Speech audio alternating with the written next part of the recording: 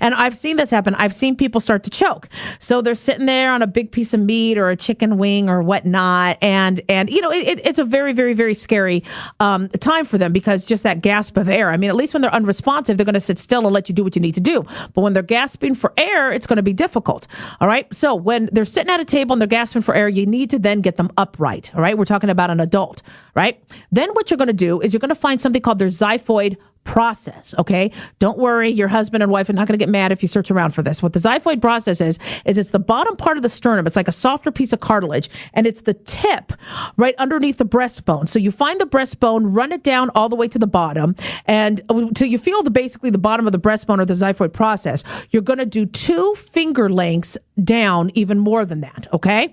Now, by finger lengths, I'm not talking about maybe I should say finger width, because finger length means, I guess, the up and down 4-inch finger. I'm not talking about that. I'm talking about finger width. So 2 finger widths, like you're, doing a gun, like a little, shadow picture gun, that finger. Okay. So those 2 finger widths down. Then you're going to make a fist. You're going to put the fist in the area over the stomach, right there in the center. And then you're going to put another hand over it. And you're going to do an inward, upward thrust. All right. And you're going to do that repeatedly until the person can hopefully choke up their food. Now, again, call 911 or yell at somebody to call 911. Luckily, if this is in a restaurant setting, you could do this. Now, the reason why I say call 911 right away is a lot of people will try to do this first and then go, okay, well, if I can't do it, then we're going to turn around and call 911. No, call 911 right then and there. All right. Nobody's going to get mad at you.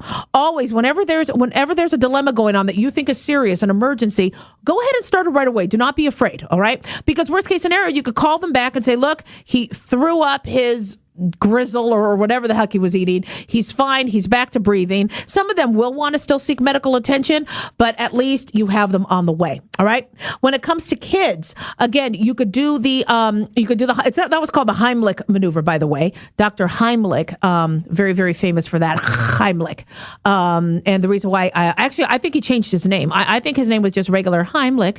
And then they figured that it would catch on if, you had the in there. So it's Heimlich. All right. With children, you can do the same maneuver. And again, that's going to be on my website. Now, with infants, they've kind of changed the rules. Originally, how I was taught is you flip them upside down and you actually flip them at an angle. These kids are going to be at a 45-degree angle with the head facing the floor. And you use the palm of your hand to hit between the shoulder blades to get the food out. And I've actually done this, and it is a very, very effective method.